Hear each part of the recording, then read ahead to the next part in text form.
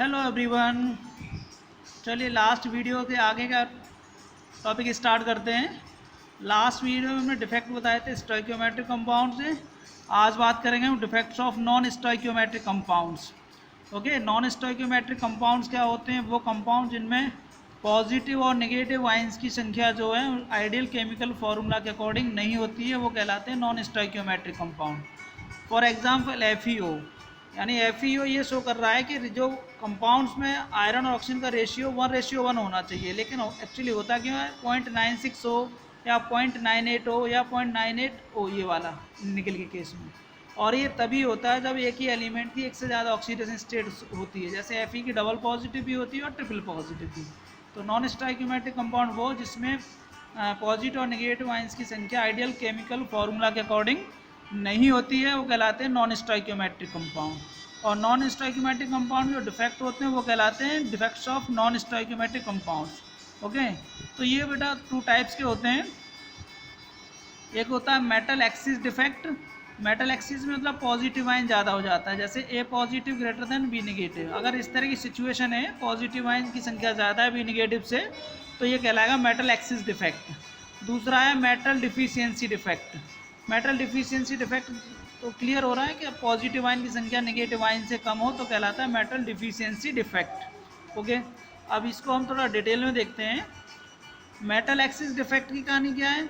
हमने आपको क्या बताया, A पॉजिटिव ज़्यादा होता है B नेगेटिव। सब A पॉजिटिव B नेगेटिव से ज़्यादा कैसे हो सकता है? उसके 2 रीज़न है, या तो एक्स्ट्रा पॉजिटिव आइन आ जाए या B नेगेटिव आइन छोड़ के चला जाए। तो मेटल एक्सिस डिफेक्ट 2 रीज़न से पॉसिबल है। क्या रीज़न हो सकता है?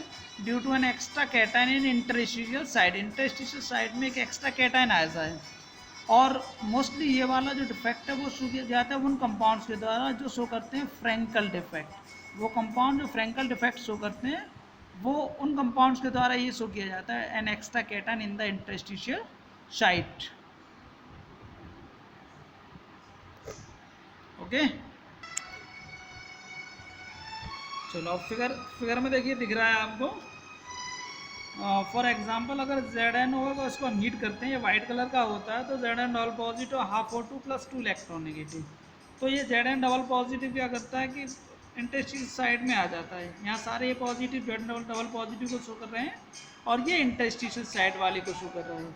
जब ऐसा कभी भी होता है तो एक एक्स्ट्रा इलेक्ट्रॉन अनदर साइड में आ जाता है, तो एक्स्ट्रा कैटाइन और एक्स्ट्रा एनाइन। फिर से समझते हैं इसको, वॉल्यूम थोड़ा कम हो गया था।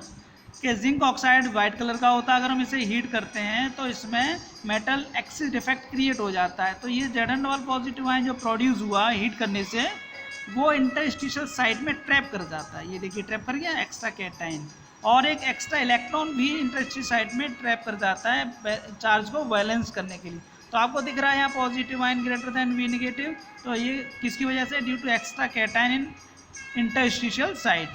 ओके, अब इस डिफेक्ट के कंसिक्वेंस क्या है?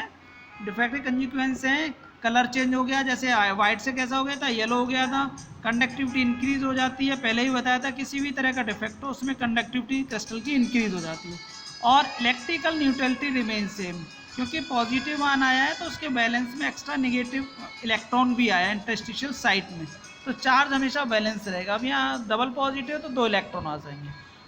ओके, अब पॉजिटिव आयन और ज़्यादा कैसे हो सकता है बेटा?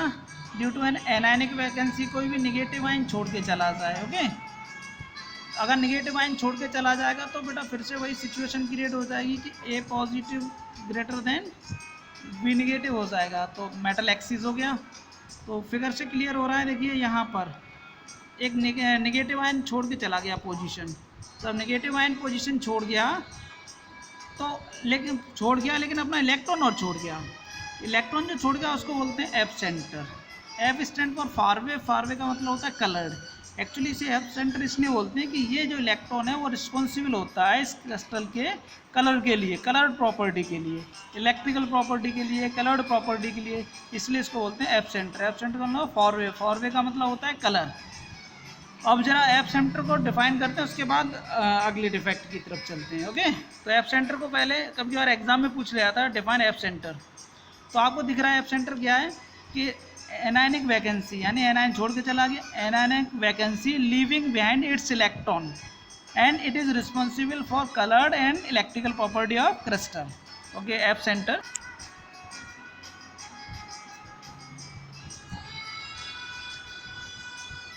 तो F सेंटर क्या होता है, अभी बताया था, anionic vacancy leaving behind its electron in metal excess defect of non stoichiometric compounds is called F center and as shown in above figure. Figure में भी शो किया था, पीछे आप फिगर आपको पॉज करके चेक कर लेना। F center is responsible for electrical and colored property of these solids. Okay, for example, अगर हम एग्जाम्पल की बात कर लेते हैं तो बेटा ये देखिए,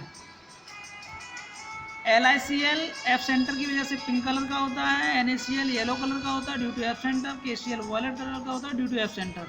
अब ये क्वेश्चन पता है किस तरह से पूछा जाता है, ये पूछा जाता है कि LiCl को जब Li वेपर्स में हीट करते हैं तो ये पिंक कलर का क्यों हो जाता है, तो हो जाता है किसकी वजह से, due to formation of F center. देखिए LiCl सॉलिड है, ये लिथियम वेपर्स हैं, तो ये लिथियम वेपर्स क्या करेंगे, इसके Cl आयन को अपनी तरफ ले जाके ये LiCl वेपर्स के फॉर्म में एवोपरेट हो गया, उड़ गया। अब ये Cl चला गया लेकिन अपना इलेक्ट्रॉन छोड़ गया, तो ये इलेक्ट्रॉन छोड़ गया, यही बन गया आपका F सेंटर। ये जो इलेक्ट्रॉन छोड़ गया ये क्या बन गया आपका F सेंटर, और इस F सेंटर बनने की वजह से ये कलर कैसा हो गया, पिंक कलर का। सेम NaCl और Na वेपर्स कलर कैसा हो जाएगा, येलो, KCl के वेपर्स कलर कैसा हो जाएगा, वॉयलेट कलर का। तो F सेंटर बनने की वजह से क्रिस्टल का कलर चेंज हो जाता है। तो अभी हम ये कहते हैं F centre is responsible for coloured property and electrical property of the crystal. Okay, अब आगे वाला है मेटल डिफिशियंसी डिफेक्ट। बेटा मेटल डिफिशियंसी डिफेक्ट की अगर बात करें तो मेटल डिफिशियंसी का मतलब मेटल यानी पॉजिटिव आयन कम हो जाए, नेगेटिव आयन ज़्यादा हो जाए।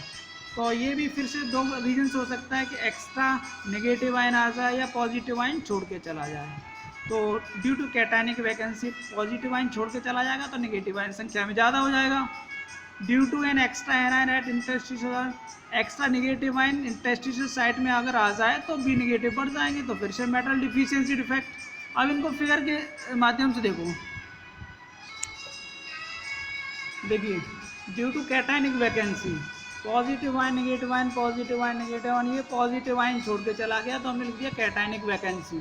जब पॉजिटिव आयन छोड़ के चला गया तो चार्ज को बैलेंस करने के लिए नियर बाई कोई भी पॉजिटिव आयन, ये पॉजिटिव आयन डबली चार्ज हो जाएगा, कैटायन विद एक्स्ट्रा चार्ज, तो चार्ज कैसा होगा, बैलेंस रहेगा। तो ये हो गया कैटायनिक वैकेंसी। अब कैटायन जब चला गया तो number of negative ions greater हो जाएंगे, तो ये होगी आपकी मेटल डिफिशियंसी डिफेक्ट।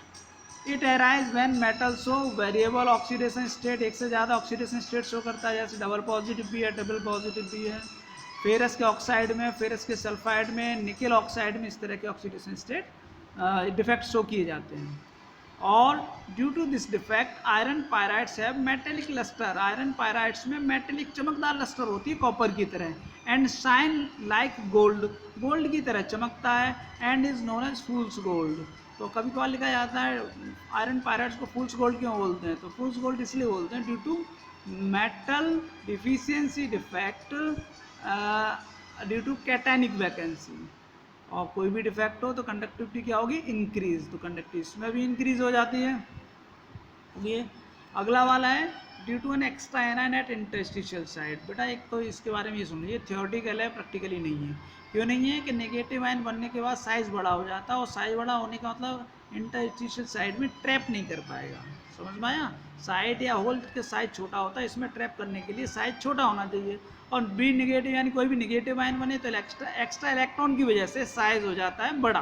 जब साइज बड़ा है इट मीन्स ये इसमें ट्रैप नहीं कर पाएगा। तो ये प्रैक्टिकली नहीं है, थियोरेटिकली है बेटा। और वैसे तो सिंपली है कि एक्स्ट्रा नेगेटिव आयन आ गया तो एक्स्ट्रा नेगेटिव आयन को बैलेंस करने के लिए नियर बाई कोई भी पॉजिटिव आयन है वो डबली चार्ज आ जाएगा, तो एक्स्ट्रा एनायन और हायर चार्ज कैटायन। या कैटायन छोड़ के नहीं गया, ये बेटा रेड कलर का हो गया, इसका मतलब कैटायन अभी है, यहाँ गया नहीं है, ये कैटायन डबल चार्ज हो गया, ये पॉजिटिव।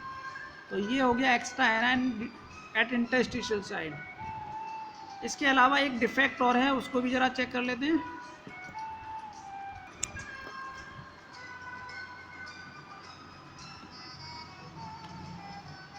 लास्ट वाला इम्प्योरिटी डिफेक्ट।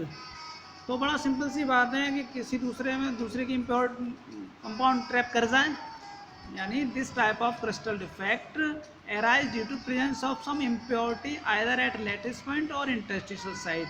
यानी NaCl का क्रिस्टल है, कोई दूसरे इम्प्योरिटी आ जाए जैसे SrCl2, CdCl2, तब इस तरह का डिफेक्ट आ जाएगा, impurity defect. For example when NaCl crystallises containing little of SrCl2, ऐसा NaCl की क्रिस्टल को यानी मॉल्टन स्टेट में इसको क्रिस्टल में कन्वर्ट कर रहे हैं कूल करके, तो उसमें थोड़ा बहुत SrCl2 है, कैसा है, इम्प्योरिटी फॉर्म में।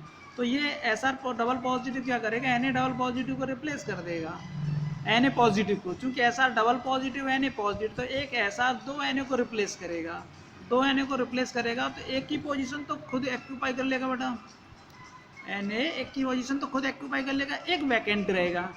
तो इसको हम ऐसे देख सकते हैं, देखो ये फिगर में आपको दिख रहा है कि NaCl को हमने क्रिस्टलाइज किया तो Na को रिप्लेस कर दिया Cl ने, वो सॉरी Sr डबल पॉजिटिव, ये Na डबल पॉजिटिव ये रिप्लेस कर दिया, एक Na डबल पॉजिटिव ये रिप्लेस कर दिया, ओके। तो ये दो Na डबल पॉजिटिव गायब हो गए। अब इनमें से एक जगह Sr डबल पॉजिटिव आ जाएगा, तो यहाँ हमने लिख दिया Sr डबल पॉजिटिव, ये Na पॉजिटिव हटा दिया और यहाँ क्या आ गया, Sr और डबल पॉजिटिव ये आ गया, और ये पोजीशन वैकेंट, यहाँ Na नहीं रहेगा।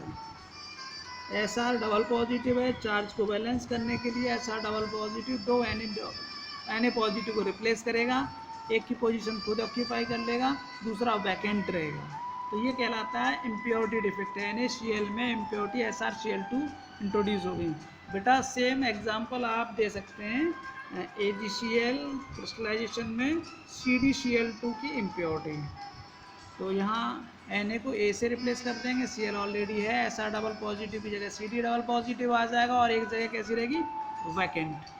तो इम्प्योरिटी डिफेक्ट में NaCl में SrCl2 इंट्रोड्यूस हुआ, याद ही रखना है Sr डबल पॉजिटिव चार्ज के अकॉर्डिंग दो Na डबल पॉजिटिव को रिप्लेस करता है क्रिस्टल से, एक की जगह खुद ही ऑक्यूपाई हो जाता है Sr डबल पॉजिटिव, दूसरी जगह कैसी रहती है, वैकेंट। ओके, तो ये डिफेक्ट्स आपके क्रिस्टल डिफेक्ट कंप्लीट हुए।